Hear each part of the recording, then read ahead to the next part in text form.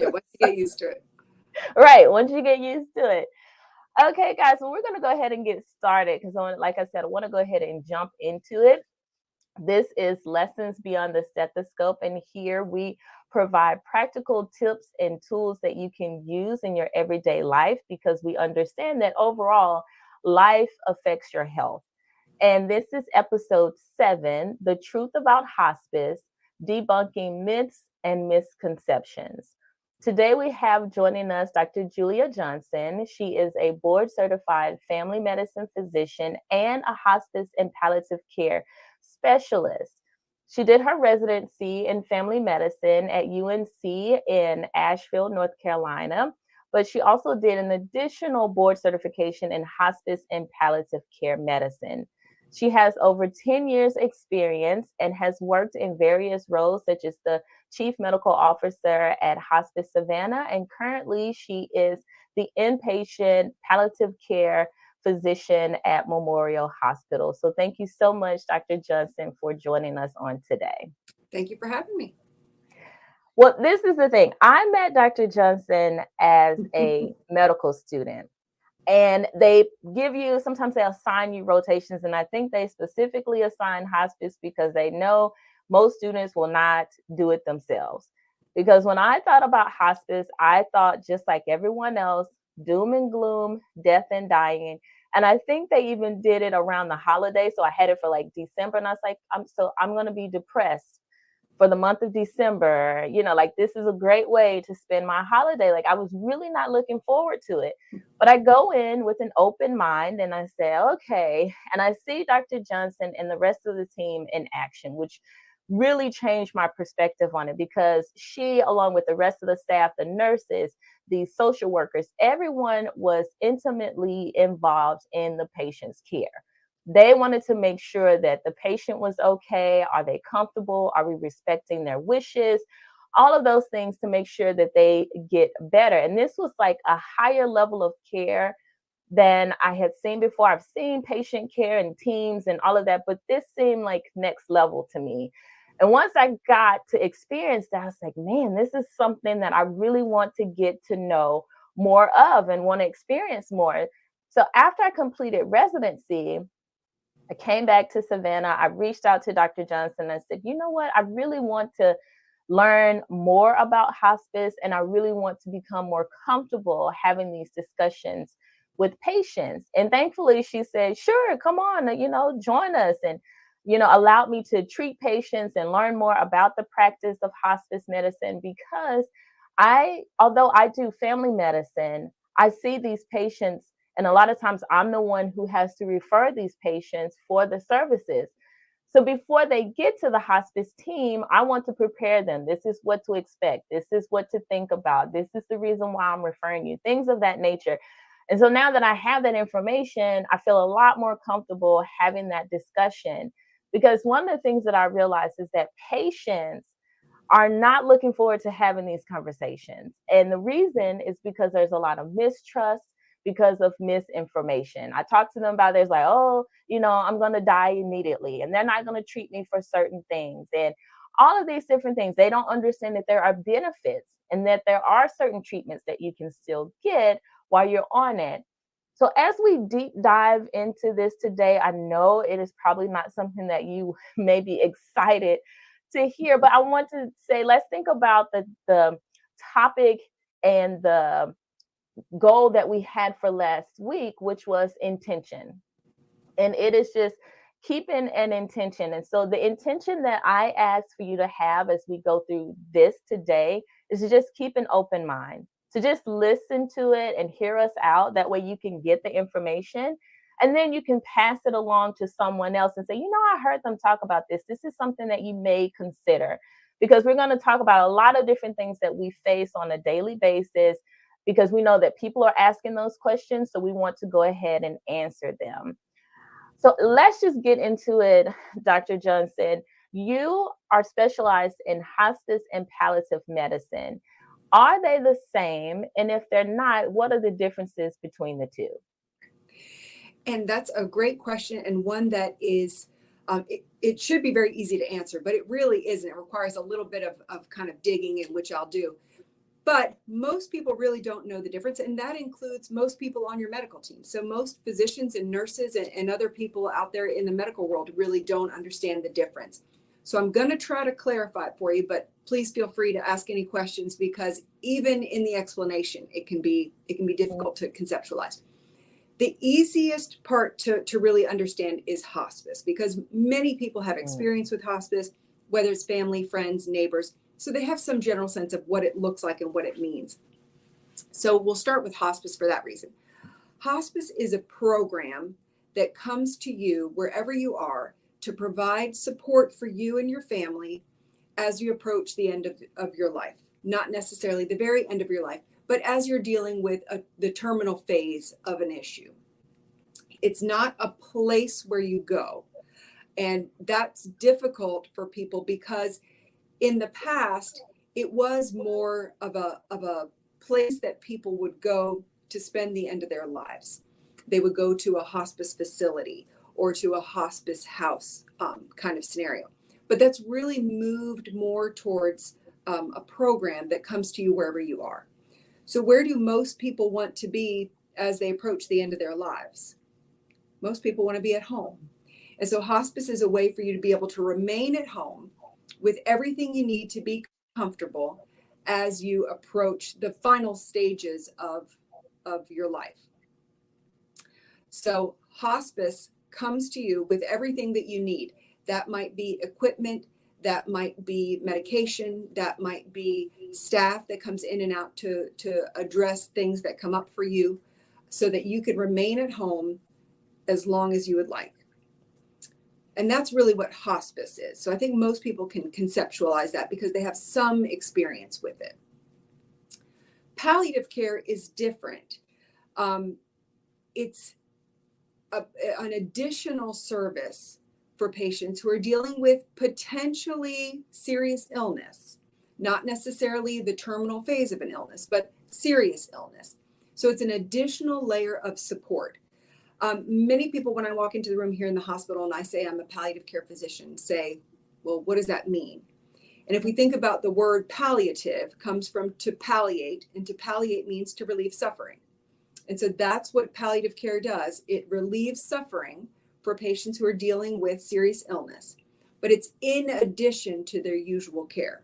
So we may be helping patients in the hospital who are dealing with a new serious illness. They may have just been diagnosed with cancer or heart disease or lung disease or kidney disease. And so we come in and help relieve the symptoms that come with that illness, in addition to all of the usual care that they're getting in the hospital or in an office, in a medical office. So it's not in place of, but in addition to. And additionally, in addition to helping with symptoms, we also help navigate the goals of care for patients, make sure they're getting the kind of care that they want, given that they may have new illnesses or progressive illnesses that are serious. Does that make sense? That does make sense. But you're right. Sometimes it's like, okay, hospice, palliative care. Right. And we made it difficult because we lump them together. We call it hospice and palliative care because the goals are the same. The goals are to relieve suffering. The goals of both hospice and palliative care are to treat symptoms, to treat patients and families so that they can be as comfortable as possible. But they're potentially different patients. Hospice patients are patients who are dealing with a terminal illness and ready to focus on their comfort and their quality of life as opposed to life prolonging treatment. Whereas palliative care is an additional layer of support for patients who are dealing with serious illness, not necessarily terminal illness, and are still receiving usual care, be it in the hospital or in the outpatient setting. But the goals are the same, to treat symptoms, alleviate suffering, and help guide patients moving forward. Did I clear it up or make it more? No, that's really good. And I like the point too that you made of hospice is it is quality of life, not necessarily prolonging. And we might get into it a little bit more later, but that is one of the things that I want us to have a discussion on, because that's one of the things that I don't think people fully understand, because with hospice, it seems like it's finite, that's it, nothing else. But they don't understand that, like you said, one of the benefits is quality. And what does that look like, and the comfort? So we're probably going to circle back around to it Good. with hospice, because I want to get too deep in hospice and palliative care. I just knew that they were kind of together, but not really. Right. We're going to really focus on the hospice side of things. So with hospice, who exactly qualifies? Are there certain types of conditions, things of that nature, that says you are hospice appropriate? Right. And so there are really only two things that are required in order to qualify for hospice services. The first is that your prognosis is thought to be 6 months or less. Now, that can be very difficult to determine, Mhm. and every person is different, and how they progress in an illness is also very different and very individual. So the phrase that we use is that your prognosis is 6 months or less should your disease progress as expected. Mhm. And I'm sure you have seen many times, as I have, that sometimes the disease just doesn't progress as expected. It may be much faster, it may be much slower. But the idea is, if we look at this person and what's going on with them medically, and we say, I think this person has a high chance of having a prognosis of 6 months or less. Second is when someone is really ready to focus on their comfort and their quality of life as opposed to life prolongation. So they're ready to say, I want to be comfortable. I want the goal to be to alleviate suffering and to be comfortable. And my goal is not necessarily to live as long as possible, if that makes sense. So you're ready for your goals to be more comfort directed, and your prognosis in general is expected to be 6 months or less. Okay, And that's really that's all that's required in order to be appropriate for hospice services. so hospice doesn't necessarily mean that it is immediate death and Right. imminent death, and it's happening within a few hours or a few days. Absolutely. And I think that is where the fear comes from with Mhm. people. They hear the word hospice and they think, well, then I must have hours to days. When in reality, the real benefits that you get from hospice services are when you have a much longer period of time under hospice care, because that's really when you benefit from all of that love and support that comes from a hospice Mhm. team, both for you and for your family. Um, and so I think that's what we worry about. And so we kick the can down the road, and we become too afraid to avail ourselves of services that are appropriate for us until the final days and weeks. And so we just perpetuate that sense that hospice is for the people who are imminently dying, when in reality, you get much more benefit from it much earlier upstream, when you're in when you still have months. And so the patients that I imagine, that I go back to and remember as getting the most benefit from hospice, are those patients that are living their lives, and they Mhm. are enjoying their lives, and they're going to restaurants, and they're driving their car, and they're spending time with family, and they're still traveling. Um, but they may have a prognosis of 6 months or less. And so they want to really pack that time in with all of the quality and all of the joy that they can. And the absolute best way to do that is to have hospice there supporting you along the way, because it comes with a lot of support for you and your family. Mhm. But you really have to be Yeah. ready to say, I'm ready to focus on my comfort, on my quality of life. I'm not interested in being poked and prodded and spending a lot of time in the hospital or with painful procedures. I just want to spend time with my family, with the people I love, doing the things that I enjoy. That's really good. And I like that you really talked about that, because most people don't think about hospice are people who are out and about and doing the things and still enjoying and having a certain level of quality of life. I think one of the reasons, like you said too, one of the reasons why people kind of back away from it and fear, because of their experience. And I've seen this happen time and time and time again. Someone is referred, but it's usually in an emergent situation. They are referred for hospice services, and we know that they only have hours or a couple of days. And so people say, yep, my so and so was on hospice and they died in a couple of days. And so they have Right. this issue with hospice, and it's like, why would I sign up for that? Why would I do that? Because they're just we're just signing up to die, Right. unfortunately, like immediate death.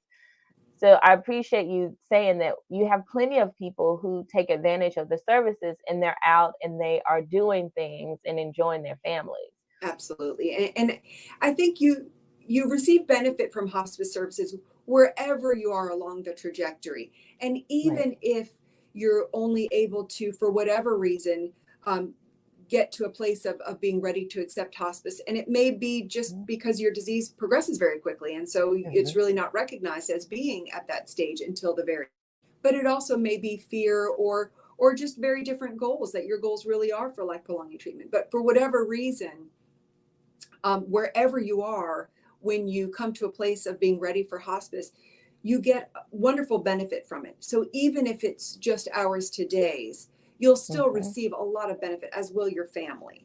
But Yeah. the heart, the work that we do under hospice really can give you so much more if you have more time with hospice services, because there's so much that comes with it. But wherever you are along the trajectory that you come to a place of being ready for it, you and your family will receive wonderful benefit. Oh And that yeah, may be, absolutely. it may just be the equipment and the things that come with it, but it's also the support of the staff. Mhm. And it should not go unsaid that after a loved one dies under hospice services, there's a real rallying around the people who survive, and the importance of bereavement work and support groups and those things that come with being under hospice care, that really help families far beyond the passing of a loved one. Yeah. And we're going to talk more about benefits and do some more, get a little bit more details about that. But once a person kind of has, we figured out they qualify, who can refer them? I've had some, I know that like you can have primary care or specialists and things of that nature, but I've had some people say, I think they've really come to terms with whatever is going on. And I've had some people either themselves say, I think I should do hospice. You think I'm appropriate? Or I've had them had family members, and we've had some family members to come in and say, I've noticed this and I've heard about hospice. Are they appropriate? Can they do that? So how do you get referred for hospice care? You're exactly right. Absolutely anybody can place a referral for hospice, an initial, initiate the services. And like you have had many patients that have just, walked in and said, what, give me more information. I feel like I'm ready to start thinking about this, and they'll refer themselves, and certainly referring family members. So anyone can start the referral process, but you do have to have a physician who makes that determination about the prognosis. So that's ultimately a referral comes from the physician to the hospice agency, and it depends on what the issue is. Oftentimes, if a patient has advanced cancer, it might be the oncologist that Mm. initiates the the official referral. If it's end stage heart disease, it might be the cardiologist. If it's end stage emphysema, it might be the pulmonologist. But many times it's the primary care physician who recognizes that, that they have a patient who has had progressive dementia, who is now, bedbound and not able to Mm. speak and not able to get in enough calories and is losing weight and developing wounds, not able to come into the office. And so that patient's daughter may come in and talk to Dr. Booth and say, this is the situation. And so it may be Dr. Booth then that sends the referral. It really does depend, but anyone can initiate the process. And then typically a physician that knows the patient and has a good sense of what their prognosis is will send the official referral to the hospice agency. Okay. And then with that, when someone says, I want to, I'm going to consider it, but I have a couple more questions. And one of them is, can I still be treated for certain things? For instance, we have our chronic diseases like high blood pressure, diabetes, things of that nature. But we have the acute things. If I came down and I had a cold or I have a UTI, can I still get treatment for that? Or does that mean that everything stops when I'm on hospice and you just keep me comfortable? How does that work? Right. And that's a great question, a very common concern, understandable concern for patients and families. And the answer is really not so black and white, because every patient is different. And it depends very much on where you are in your life's trajectory. Because absolutely, there are many patients who should continue on their usual blood pressure medicines, diabetes medicines, eye drops for their glaucoma, thyroid medicines, all of that should remain the same for many patients, even though they're focusing on their comfort as it relates to a terminal diagnosis. But potentially further down the road, if you are in the final days or weeks, then that may change and you may not need as much in the way of your routine medications because they may not be of benefit to you, or you may not be able to take the medications anymore. Or you may be becoming, a little more unstable in terms of your blood pressure and your blood sugar. So it's not as black and white, but typically earlier in the course, much of your routine care should stay the same. But as you approach the very end of your life, that may change. So every patient is different depending on sort of where they are and what their needs are.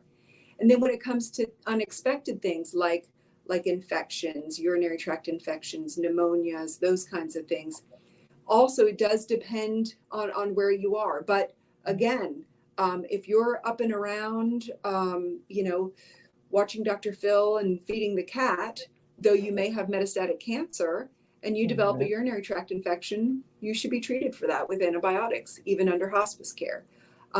Whereas if you're truly at the very end of your life in the final days, that may be different. So it's not as black and white. It really depends on who you are and where you are. That you speaking about that actually brought up something else that I want to see if you can give us a little bit of information on. And you said at the end, there's certain things that you may not be able to take anymore, and that's medications. But what I've noticed is that towards the end, families want to love on you and they want to show you, they want to quote unquote treat you. Their way of treatment, sometimes they express their love with food. Yes. And they say, oh, let's give them something to eat. If they get some more to eat, maybe they'll have more energy, they'll feel better, that sort of thing. Can you touch on a little bit about, especially once you get towards the end, how that actually is not the best thing to do and why? And I'll tell you, you hit it right on the head, because I find the hardest thing for families is down to nutrition related issues, because again, that is how we show our love. When you're sick, what do you want? You want someone to bring you chicken noodle soup. When your neighbor is sick, you bring them a lasagna. We show our love with food. But you're exactly right. As you approach the very end of your life, typically, and it does depend, everybody's not the same, but for many patients, their bodies are letting go. They're not building up. They're not getting stronger. Their bodies are in the process of letting go. And part of that also means that they don't need the nutrition that you or I need today. And so we have to allow the body to do what it's going to do. And it really can't utilize the nutrients and the volume the way that it could before. And so it requires a lot of education with families to make sure that they can see it the way we see it, because we don't want to do harm. And at the very end of life, because the body's letting go, not building up, doesn't need the nutrition the way it did before, if we sort of force it in, then it can end up really causing some symptoms and suffering to patients who are approaching the end of their life. And we really want to avoid that, because that's our goal, is to keep patients comfortable. And the last thing we want to do is to make them uncomfortable by providing something that their body can't utilize at that stage.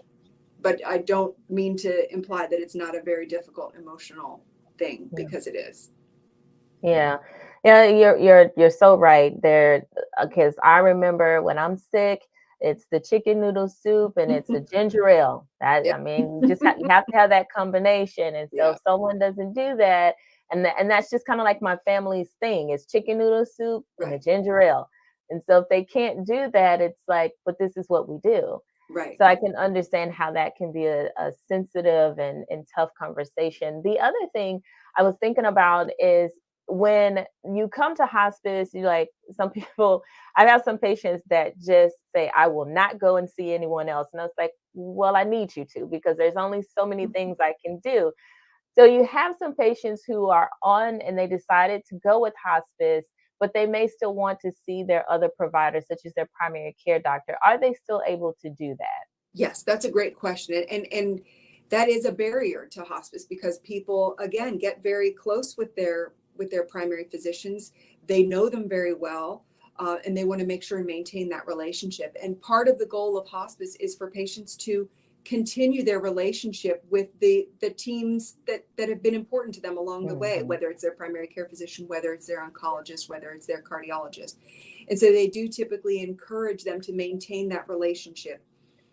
Because hospice is now somewhat responsible for the patient's care as it relates to those things that are contributing to their prognosis, that it requires some communication between the hospice and the physician that the patient would like to continue seeing, because there may be some limitations to what kind of blood work or medications should be ordered or used, because it does depend on if it's appropriate for them at that stage of the game. But absolutely, hospice typically encourages you to continue to see the important parts of your medical team that have helped you along the way, but in communication with the hospice, because the hospice is essentially responsible now for your care and the costs that come with that. God, that makes a lot of sense. And I will say I've had the privilege to be able to work alongside with the hospice doctors. And I think it is a good idea to keep in contact, like for that patient to have their relationship with their primary, because if they have questions, I had one patient that says, "Oh, I don't know about this." And then I even had the hospice nurse to reach out to me and they said, "Well, we're trying to do this because we know that this will make them more comfortable, but they're really hesitant. Can you talk to them about it?" And I was like, "Sure." And then once I explained it to them, they're like, "Oh, okay, so that's why they're doing it." And I said, "Yeah." And then, but it really does help to have that full communication, because they're more willing to kind of accept what's going on in the treatment and to really get the benefits out of it, I believe. And you've known them. Typically, I'm sure many of your patients you've Mhm. known for some time. And so they trust you, and you have good insight into what's important to them. And the hospice does as well. But this is oftentimes new and very different for Mhm. patients. And so for them to be able to turn to someone that they trust for guidance is still very important, no matter where you are in your life's trajectory. Right. So we talked about that benefit of a patient keeping that relationship with both the hospice and their primary care. But what are some other just benefits in general with the hospice? What do patients kind of gain from that experience? Mhm. Really, it's a lot. It's a lot that comes with hospice. Once a patient is enrolled under hospice, typically there's a lot of the tangible stuff that can be very helpful. So hospice may provide, and again, it depends very much on the individual and what they need. But very often, as patients may become weaker, may have more physical needs, typically the hospice will provide the equipment that they need in the home. Mm. So that may be a hospital bed, that may be a potty chair, a walker, a wheelchair, oxygen, all the things that come with that particular person and their particular needs. And so the hospice is responsible for all of that. And so they will bring to the home all of the equipment that the patient needs. They also will provide what the patient might need in terms of spiritual support from a chaplain, social work support from a social worker, and then the medical needs that they have, which is typically managed by an RN or an LPN who comes into the home periodically. It might be, and again, it depends on the individual, but it might be once a week, it might be twice a week, it might be more, depending on what they need, and assessing for any of the needs they might have to ensure that the patient is as comfortable as possible. And that nurse is in communication with either a physician or a nurse practitioner to help make sure that all of their needs are met, both their medical needs, their spiritual, psychosocial, emotional needs, as well as their physical needs. So all of that comes to you in your home, or if you happen to be in an assisted living or a nursing home facility, wherever you are, they come to you and they provide all of those services. And for some patients, they might need more of one type of care, but other patients might need more of another type of care. And so they're very flexible and try to meet patients where they are and support them and their families, which is another key part of it, really helping support families who are going through this with the patient and anticipating the changes, as both the physical needs and the emotional needs of anticipating a loss, providing for bereavement after a patient dies, it's a lot that comes with hospice. The other thing that I notice, and for me, the benefit of it is the ability to get your affairs in order.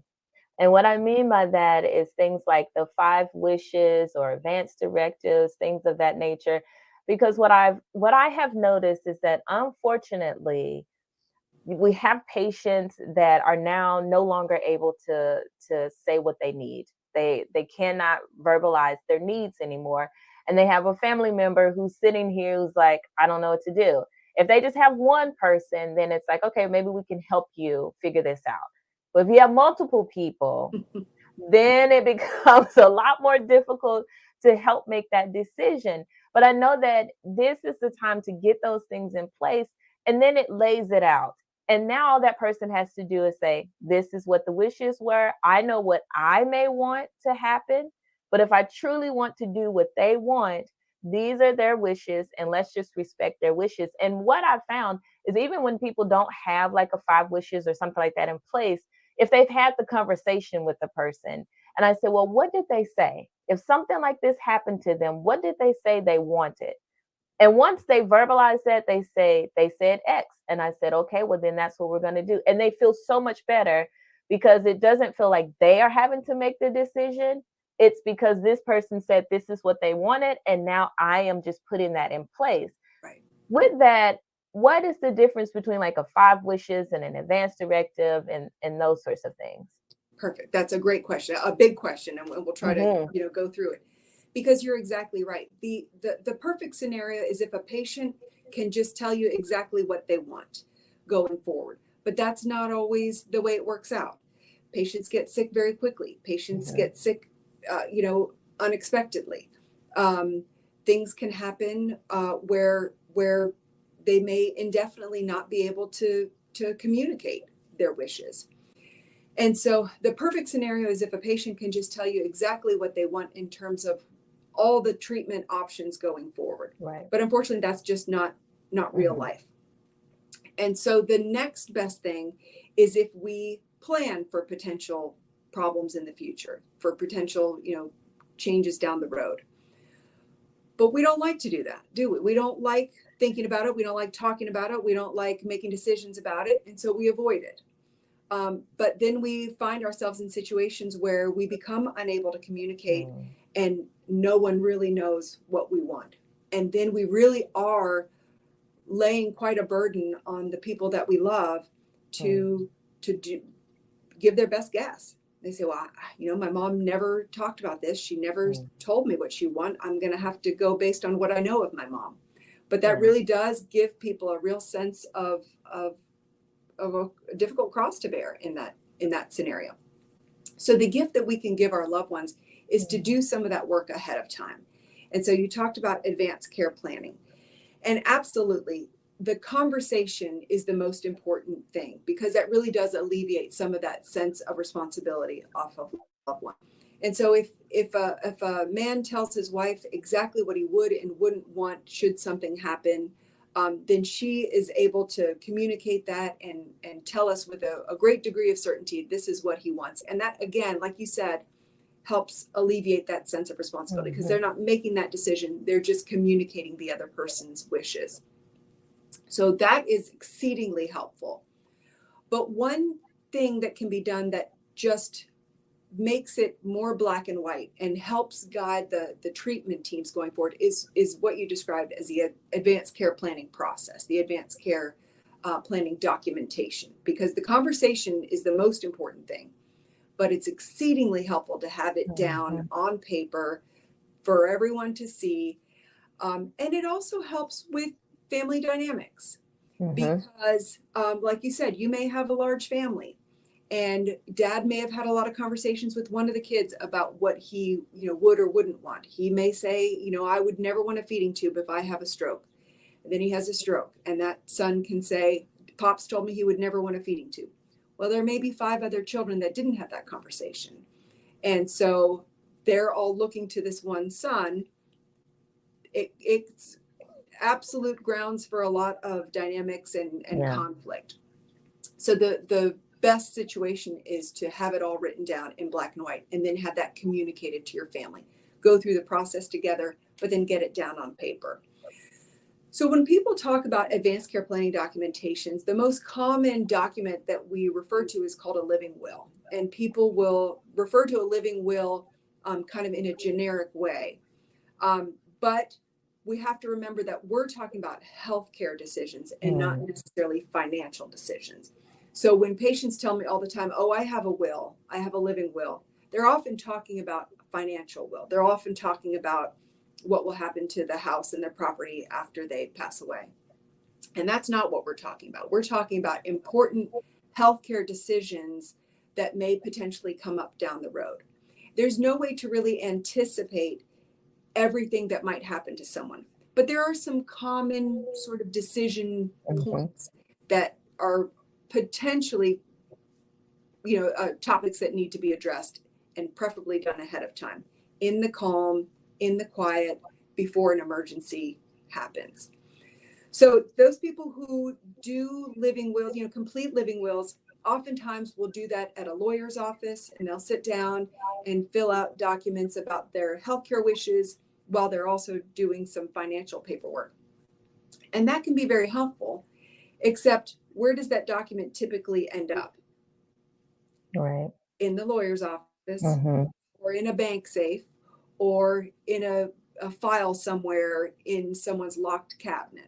And so when it comes down to needing to access that information and really have a sense of what that person has already talked about and decided, it's often not accessible. And so while I encourage people to have the conversations and do whatever documentation is most convenient for them, doing a living will as part of your financial will at a lawyer's office is often not the most accessible when it comes down to healthcare decisions. So you had mentioned the 5 wishes document, and I wanted to go over that today because I'm sure you go over it with a lot of your patients. And this is the 5 wishes document. It is essentially a way to clarify potential issues that come up in healthcare at different times. And it's a way to anticipate those and make some decisions about them and document them as you discuss them with your families. So it goes through five wishes that are very common. I don't know if you can see this here, but the first wish is identifying the person that I want to make decisions for me when I can't.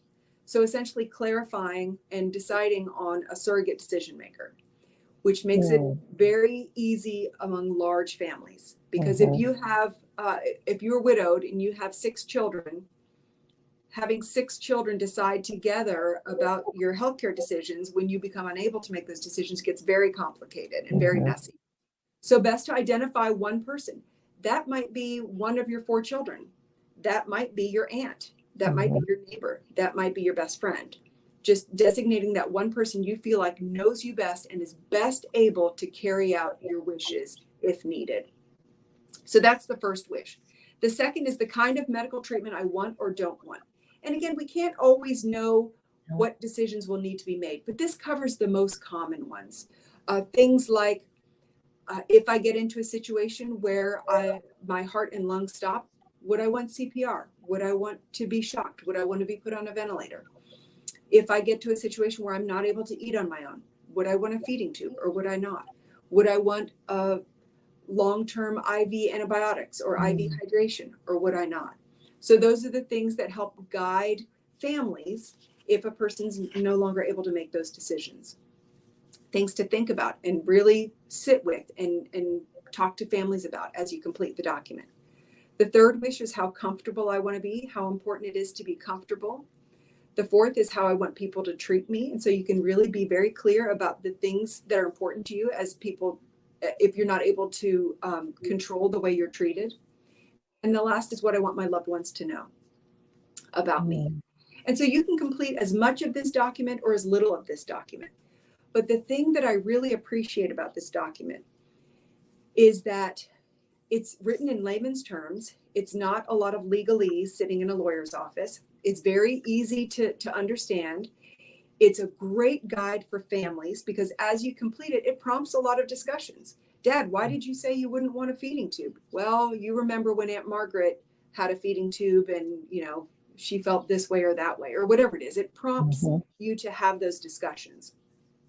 The other reason why I like this document, it doesn't have to be done by a lawyer. It doesn't have to be notarized. It just has to be witnessed by 2 witnesses. That can be your neighbors that you have come over and say, hey, please watch me sign this, and say that you saw me sign it, and they'll sign it as well. It can't be the person you're designating as your surrogate decision maker. It can't be part of your healthcare team, but it can be 2 people walking down the street that can come in and just watch you sign it. And then going forward, that's a legal document that helps your treatment teams know what's important to you. And the idea is to make sure that you're treated the way that you want to be treated, and that we don't do things to you that you don't want. Just because sometimes the medical train will keep going down the tracks and will keep doing and doing and doing to people. And if we don't know what you want in terms of treatment, the default is just to keep doing. And many people want to set limits to that. And this is the best way to do it. So I think the 5 wishes is something that I really encourage everybody out there to complete, or at least have a look at, to help guide that conversation. I have one, my husband has one, and I do it with patients every day here at the hospital. Thank you for sharing that, because I think one of the things that becomes overwhelming is, 1, having to think about doing it, but then 2, if I have to do it, does it have to be complicated? Because I know myself, I'm not signing up for complications. Okay.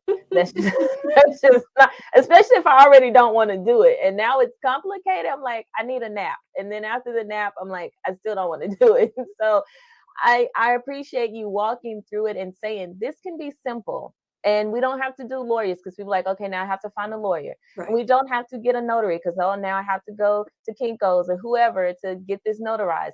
We don't have to do all those things. You just find your witnesses, you write down what you want, and then kind of go from there. But I love that you let us know that it's a very simple, it's a more simple process. It's just one of those things, guys. Again, intention. We have to be intentional, get in the mindset. We're going to do it, and let's go ahead and get it done. Absolutely. And I think it's scary. I was just going to say, I think that people are afraid to delve into these questions because it gets them thinking about their own mortality, and that's difficult. But 201, the people that I know who complete these are so glad they've done it, because it prompts discussions and thoughts, conversations with their loved ones that they may not have had, and they now feel like they've done it. They can put it somewhere where everyone knows where it is, and it's done. It's off your to-do list. It's off of this nagging sense of, oh, I should really do some planning. It's just done. And it really is very simple and easy. And it allows for you to really control the things that we can control. And I think that's really important to people. Yeah, that's good, because being able to be in control of that, I think is one of the things that people don't realize. And like you said, it also, although you're having the discussion now, I'd rather have the discussion now when I don't necessarily have to and I'm forced to do it, and then I'm like stressed out about it. But I can start to have those discussions now with my family, and they can say, oh, okay, I didn't know about this, or and we can do it now under a less stressful situation, because I know once you hit the hospital and all these other things, you're kind of focused on that and your treatment and things of that nature. Then I have to add this on top. You can get really overwhelmed, you can get irritable, all of those things can take place, and then it can create like that friction and stuff, like you said, like family members are like, what? And you said you want to do what? But it gives you a little bit more time, and it's a little bit more relaxed if you're able to go ahead and start thinking about it and writing it out now. Absolutely. I really encourage everybody to do this and start having these conversations while it's calm. Do it in the calm. Because in an emergency situation, it's very hard to see the forest for the trees. Yeah, it really is. The next thing I want to talk about, we've talked about all these wonderful things about hospice. We know what it is. Patients kind of get a sense of it. They've been referred. Now it's time for us to have the conversation with them. It's time to have the talk. What way or how do you approach the conversations that you have with these patients and their families? Because what I understand is a lot of times this is not just a one person, it's not just the focus is on the patient. They usually bring family members in, even friends in, to help them make this decision. So how do you approach that situation? Right. For me, it's really getting at what the patient's goals are. Mm. What are their hopes for themselves? How do they want to spend their time? And what's really important to them? Because if a person has said, I've been treating this cancer for 3 years and the cancer has progressed despite all of the treatment, they often get to a place where they're weighing the balance between continuing treatment that comes with a lot of side effects and Mhm. toxicities and impacts on their day-to-day lives, versus focusing more on their comfort. And while it's a very difficult decision for them, it all comes down to what their goals are and how they want to spend their time. And so I really try to get at that for each patient to really understand what's important to them, and that will generally really clarify for me what's the best, and clarifies for them what the best way is to move forward. And that Mm. often is with focusing on their comfort and their quality of life, which, it typically aligns with more of a hospice philosophy. But it really getting at what's important for the patient, what their goals are, and how they want to spend their time. Okay. One of the toughest things and it's one of the more frequent things I've heard people say, and sometimes I have to figure out how I'm going to approach it. So I like to know how you do it. One of the things that I've heard people say over and over again is if I go on hospice, I'm giving up. Right. And then they have family members who say, "Yep, why'd you choose to give up? You're giving up. You're not fighting the fight. You essentially have just stopped everything." And we've talked about what the benefits are, but even at a point, and we talk about all those things in the back of their mind, they're thinking also, maybe I am giving up. So how do you approach that? I think it is very difficult because we use battle language a lot in Hmm. medicine. I'm going to fight this cancer. We're going to fight this tooth and nail, and it can be very helpful to get people through very difficult situations and to deal with a lot of difficult side effects and poking and prodding and things that can be very tough to deal with. And so having a very tough stance and a fighter's mentality helps people get through very, very Hmm. difficult times. So it can be very helpful when you are able to win the battle, when you're able to get through to the other side. But what happens then if the illness overwhelms you, the illness progresses despite everything that the patient and their medical team has done? Then we're left with this sense of losing the fight or not winning the battle. And I don't think that's fair to do to patients because it really does take a toll on your psyche um, when we use that battle language. But we do it all the time. And so that also leaves us with, if we're no longer fighting this battle, then we must be giving up. And I don't think that's fair to say to patients, although I know we do it every day. And so I try to look at it more as changing goals. Our Hmm. goals were in this arena, but now it's time to change goals that fit better with where you are in your life and what's important to you now. And while it was important for you to continue with the chemotherapy and the radiation and the things we were doing, now that you've weighed the benefits and the burdens of that kind of Hmm. care, and you're transitioning and changing goals to a different kind of care that meets your needs better now. And those goals will be different. They won't be fighting goals. They'll be comfort directed goals because that's what your body needs right now. And that's the kind of support that you need right now. But Hmm. I don't doubt that it is very, very difficult. That's good. I love See, guys, that's why I have Dr. Johnson on here today. Because, because no, but that's really good because that is a really huge thing. I mean, if you think about it, there are pink boxing gloves for breast cancer. Mm-hmm. We're gonna beat it. We're gonna Mm-hmm. fight the Mm-hmm. cancer and that sort of thing. And some people do well, and that works, and And I it get it. works great. Yeah. It works great. But I like the fact that you say, okay, now we're changing goals. Our goals are different. In that mindset and in that arena, that was appropriate. But now we've changed our course. We've changed what we want to do. And these are our new goals. And I love that, because I think by saying it that way and for people seeing it that way, that also can bring them a little bit more peace and comfort Right. about the decision that they decided to make. Right. And I think it's very important that we work with families as well, because Hmm. they also want, it's also a difficult transition for them. Oh, And yeah. so they don't know the most helpful things to say. They don't know the best way to support someone necessarily. It's a difficult transition for them as well. So it does require a lot of working with families to make sure that they're comfortable with these changes, and always putting the focus on the patient and what their needs are and what's most important to them at that time. And I like that you brought up about the support and how to get the families to support them, because my other question was going to be, sometimes we have some patients that say, I'm ready. This is where I want to go. This is what I want to do. And I need you to get the rest of these little people on board because they're not ready. Right. So Absolutely. how do you approach that and get the families, the rest of the family on board to say, yeah, this is what they want to do and this is how we're going to do it? That is a very common scenario. And in fact, there's another scenario that's similar. A patient will tell me, listen, I'm tired of this. I don't want to do Mm, this treatment plan anymore. I'm ready to be home and spend time with my family.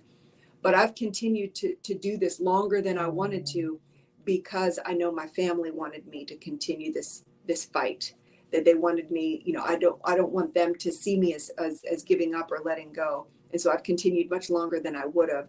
And it's difficult for them to navigate that conversation. Other times it's exactly like you said, where they say, listen, everybody, get on board, because we got to find a way to change things, because I don't want to do this anymore. And so it's a matter of sitting down with everybody and, again, putting the focus on the patient. Oftentimes families have a difficult time getting to a place of recognizing it's time to change goals because they're not ready. mhm. And so they are anticipating the loss of their loved one. They're anticipating, they're grieving in advance. We call it anticipatory grief. They know that the end may be coming, and they are not ready. And so they just kind of can't make that transition yet. So it requires a lot of working together, putting the focus on the patient, recognizing that their goals are the most important at this juncture, and recognizing what they've been through to get there. Because we ask a lot of patients, and they put up with a lot of suffering to try to deal with serious illness. And we really have to honor that and respect that they know what's right for them when it's time. Yeah. And so it's working with families to get there, and they usually do. It's just a matter of it's a process for everybody. Mhm. And on the primary care side, I've had some patients that say this cancer or whatever situation I have, it seems pretty aggressive, but there are some treatments that they can consider. And I'm thinking about doing it. And I always tell them, listen, at any moment, you can stop. And I will have them and their family members there in the room with me. And I was like, who do you want to sit with you to help support you in this? But I want to let you know at any moment that you don't want to continue this, because I understand this can be a tough road. And if at any moment you want to stop, you are free and you are able to do that. And that it feels like it gives them a lot of peace, because it's like what you said. Then they say, okay, I don't have to do this for everybody else. If I want to continue it, I'll do it. But if I don't, I do have the right to stop and consider other options. So Exactly. you approaching it that same way and saying, okay, let's figure out, let me help you understand this is why they made that decision. And this is the reason why they're going to go that way. And this is how we're going to support everybody in that decision. Exactly. The the other thing I was thinking about, we've talked about hospice and all the things, but then there are some people who actually graduate from hospice. And I don't think people know that. There are some people who are able to come off. So how does that work? Right. So you're exactly right. We had said that the two things that are needed in order to qualify for Mhm. hospice services are that, one, your prognosis is less than 6 months if your disease progresses as expected, and two, you're ready to focus more on your quality of life and your comfort as opposed to prolonging your life. Well, sometimes your disease doesn't progress as expected. And so very often patients live much longer than 6 months while on hospice care. And some of that is because of the support that they get from hospice care, right? They're not going to the hospital where you pick up infections and, you have all these procedures that have complications. You're at home with your loved ones, your quality of life is much better. And so actually studies have shown that for many illnesses, patients actually live longer when they're under hospice care than when they're not, which is interesting because, of course, the community in general would say, oh, once you're under hospice care, your time is going to be shorter, when in fact it's probably longer. And so, factoring that in, there are many patients that live much longer than the 6 months. So what happens if you're under hospice care and you live longer than 6 months? It depends on really what's happening. You just may be on a longer, slower, more gradual decline, in which case it's probably still appropriate to continue hospice services. And you and I both know we've had patients who have been under hospice care for several years or longer.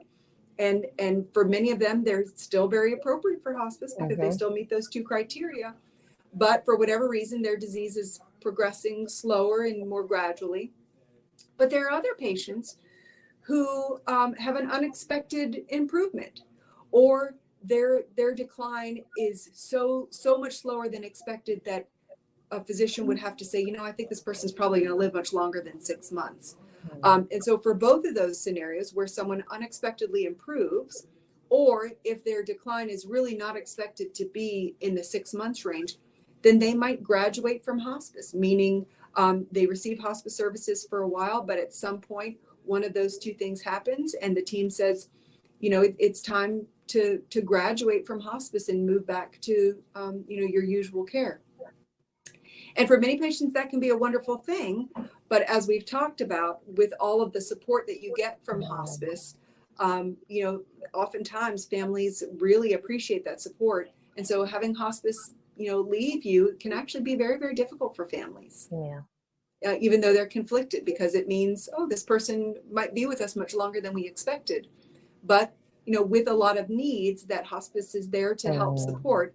And if hospice has to move on for a while, then that can be tough.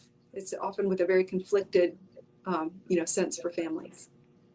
I didn't even think about that part about how some people, because some people think, oh, I graduated from hospice, I'm good, that's great. But then you're right, because there's so many great services like music therapy. Yeah. Like they have all these different things that I didn't even know that people like massage therapy. I was like, I would have a masseuse coming in like every day. They're probably like, listen, you're overutilizing the services here. But there's so many beautiful things that you have access to. So I can see how it can be difficult. And like I said, you guys are so intimately involved with the patients and their care that you get involved with the patient, their families. And so having to disconnect for a little bit can also be a challenge. So I can see how that is a challenge for patients if they are no longer fitting the criteria and no longer appropriate. Well, thank you so much for like just going through all these things. There's so many things, but is there anything else that you would like to add that you say, I want to expound on this, or people should really remember this if they remember nothing else about hospice? Do you have anything else you'd like to share? I think we are, just as a culture, we really shy away from talking about end of life in general. We really shy away from talking about death and dying. And hospice is about so much more than death and dying. It's about living. It's about how to live every minute, every day as fully as possible. And hospice is there to support that. But I hope that people walk away from this with a little bit less fear about it, with a little bit more of an understanding of how it can be exceedingly helpful and important for patients and families as they're dealing with, a difficult time, because there's no question when you have a serious illness, when you have a terminal illness, it comes with a lot of emotional, social, physical, issues that can really be well supported by hospice. So I hope that that's something that people get from this. Wonderful. Well, thank you so much again for your time and for talking to us about all the different reasons why someone would qualify and what they can receive and